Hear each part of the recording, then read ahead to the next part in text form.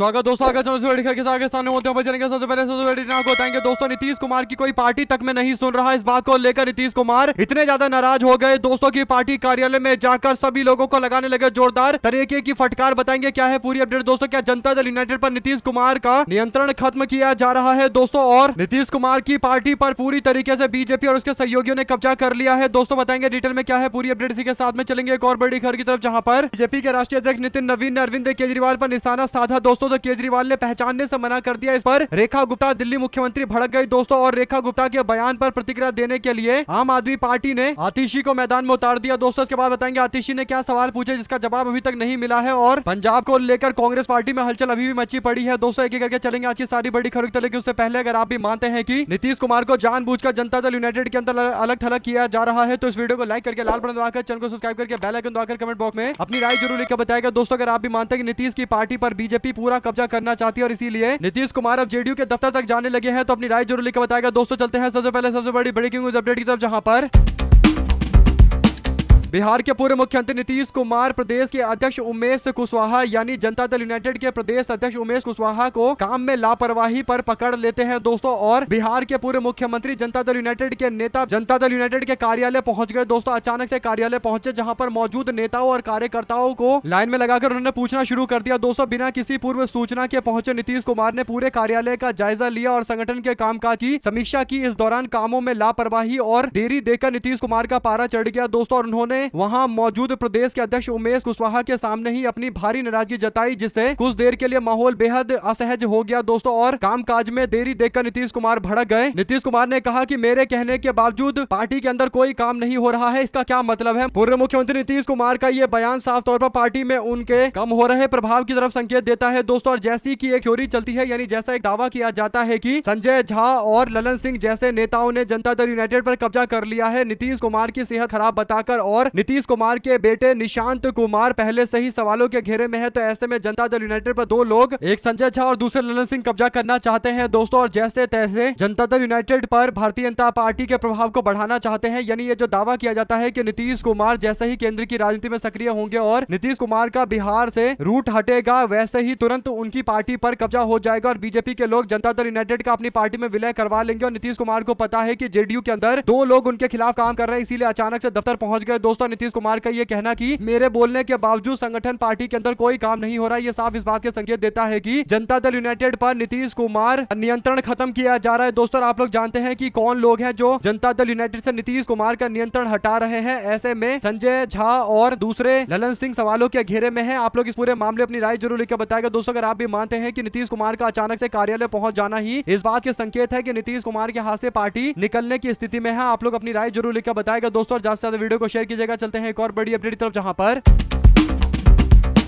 Social media platform x पर शुरू हुई बीजेपी और आम आदमी पार्टी के नेताओं की जुबानी जंग अब भगवान हनुमान और धार्मिक आस्था के मुद्दे तक पहुंच गई है दोस्तों। विवाद की शुरुआत बीजेपी के राष्ट्रीय अध्यक्ष नितिन नवीन के एक पोस्ट से होती है, जिसमें उन्होंने विपक्षी नेताओं पर हिंदू धर्म और सनातन के अपमान को लेकर निशाना साधा। इसके जवाब में अरविंद केजरीवाल ने एक लाइन की प्रतिक्रिया देते हुए बीजेपी के राष्ट्रीय अध्यक्ष को लेकर पूछा कि ये कौन है, यानी नितिन नवीन के बारे में अरविंद केजरीवाल को नहीं पता, तो वो पूछ रहे हैं कि आप कौन है जो मेरा नाम ले रहे हैं। तो ऐसे में दोस्तों अरविंद केजरीवाल ने आप कौन है शब्द का इस्तेमाल कर दिया, तो इसका मतलब उन्होंने बीजेपी के नेता नितिन नवीन को, राष्ट्रीय अध्यक्ष बीजेपी के नितिन नवीन की आलोचना कर दी दोस्तों। इस पर रेखा गुप्ता भड़क गई। दिल्ली की मुख्यमंत्री रेखा गुप्ता कहने लगी कि 46 वर्षीय श्री नितिन नवीन जी विश्व के सबसे बड़े राजनीतिक दल बीजेपी के सबसे कम आयु के नेतृत्व करने वाले राष्ट्रीय अध्यक्ष हैं। उन्हें बिहार की बांकीपुर की विधानसभा क्षेत्र की जनता ने 4 बार प्रतिनिधित्व करने का गौरव दिया है। युवा मोर्चा के कार्यकर्ता के रूप में संघर्ष करते हुए पार्टी के राष्ट्रीय अध्यक्ष के पोस्ट तक पहुंचे हैं। वर्तमान में वह विश्व की सबसे बड़ी लोकतंत्र की संसद के सर्वोच्च सदन के सदस्य निर्वाचित हुए हैं। उनका संक्षिप्त परिचय यह है। आप हताशा और निराशा में हैं, इस बात से सभी लोग अवगत हैं। यानी अरविंद केजरीवाल को जवाब दे रही थी रेखा गुप्ता दोस्तों। इस पर आतिशी यानी अरविंद केजरीवाल की तरफ से पूर्व मुख्यमंत्री आतिशी ने जवाब दिया रेखा गुप्ता को और कहा कि रेखा जी, बीजेपी के राष्ट्रीय अध्यक्ष नितिन नवीन जी अपने आप को हनुमान जी से भी बड़ा मानते हैं। भगवान को अपने सामने बीजेपी के झंडे के साथ नाचते हुए दिखाया जा रहा है। उनके अहंकार पर आप कुछ टिप्पणी करना चाहेंगी या हनुमान जी के अपमान पर आपको बोलने से मना किया गया है। ऐसे में दोस्तों आम आदमी पार्टी वाले सही जवाब दे रहे हैं। बीजेपी के नेताओं का रेखा गुप्ता को भी आतिशी ने जवाब दे दिया है, जबकि नितिन नवीन से अरविंद केजरीवाल ने पूछकर पहले ही बीजेपी वालों को भड़का दिया दोस्तों। साथ साथ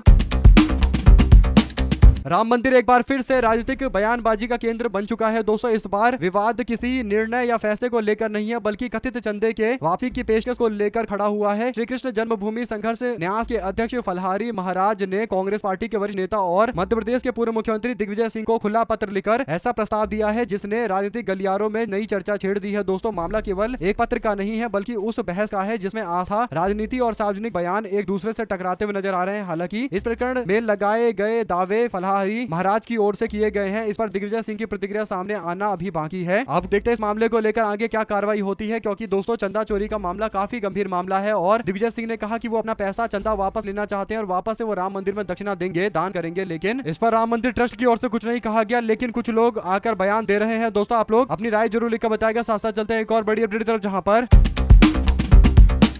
पंजाब कांग्रेस में बड़ा घमासान जारी है। रंधावा, बाजवा और चन्नी समेत नेताओं का राजा वड़िंग के खिलाफ मोर्चा देखने को मिला। दोस्तों पीपीसीसी अध्यक्ष पोस्ट से हटाने की मांग तेज हो गई है। एआईसीसी प्रभारी भूपेश बघेल के दौरे से पहले मोहाली बैठक में बनी सहमति, गुटबाजी खुलकर सामने आई। हाईकमान तक मामला पहुंच चुका है और सुखजिंदर सिंह रंधावा, प्रताप सिंह बाजवा और चरणजीत सिंह चन्नी और प्रगट सिंह से अलग अलग बैठकों के जरिए संयुक्त मोर्चा बनाने की कोशिश की गई। दोस्तों सूत्रों के मुताबिक नेताओं का एक वर्ग हाईकमान को यह संदेश देना चाहता है कि जो पंजाब प्रदेश कांग्रेस कमेटी के अध्यक्ष हैं अमरिंदर सिंह राजा वड़िंग, उनके नियुक्ति को लेकर वे स्वीकृति जारी नहीं करते हैं। ऐसे में बताया जा रहा है कि विरोधी खेमे ने एआईसीसी के प्रभारी यानी छत्तीसगढ़ के पूर्व मुख्यमंत्री भूपेश बघेल के दौरे के दौरान बैठक का बहिष्कार करने का निर्णय लिया है, जबकि चन्नी समेत कुछ नेता हाईकमान तक अपनी बात पहुंचाने के लिए कोशिशें कर रहे हैं और राहुल गांधी कल यानी 7 तारीख को इन बागी नेताओं से या इनके द्वारा नियुक्त किए गए लोगों से मुलाकात कर सकते हैं। दोस्तों इससे जुड़ी जो भी अपडेट आएगी आप लगातार पहुंचाते रहेंगे। साथ साथ चलते हैं एक और बड़ी खबर की तरफ, जहां पर बीजेपी के राष्ट्रीय अध्यक्ष नितिन नवीन पहुंचे थे उत्तर प्रदेश दोस्तों, लेकिन उत्तर प्रदेश के अंदर इनके स्वागत के लिए जिस तरीके का इंतजाम होना चाहिए था वैसा इंतजाम नहीं था और दर्शन करने के लिए राम मंदिर भी नहीं गए। इस पर अखिलेश यादव ने तंज कसने से पीछे नहीं हटे। अखिलेश ने कह दिया कि अध्यक्ष बनने के बाद पहली बार आए हैं, दर्शन करने नहीं जाएंगे। ये सवाल पूछा गया बीजेपी के राष्ट्रीय अध्यक्ष नितिन नवीन से। दोस्तों ऐसे में नितिन नवीन आए तो लेकिन अयोध्या नहीं गए। अमूमन बीजेपी के जो भी नेता आते थे उत्तर प्रदेश दोस्तों, इससे पहले अयोध्या जरूर जाते थे राम मंदिर में दर्शन करने के लिए या फिर काशी विश्वनाथ जाते थे, लेकिन राम मंदिर नहीं गए। तो इससे पता चल रहा है कि कहीं ना कहीं जो विवाद शुरू हुआ राम मंदिर के मामले को लेकर, चंदा चोरी के मामले को लेकर, उस पर अब बीजेपी के नेता कन्नी काटने की कोशिश कर रहे हैं, लेकिन कब तक कन्नी काटेंगे जवाब तो देना पड़ेगा। साथ साथ दोस्तों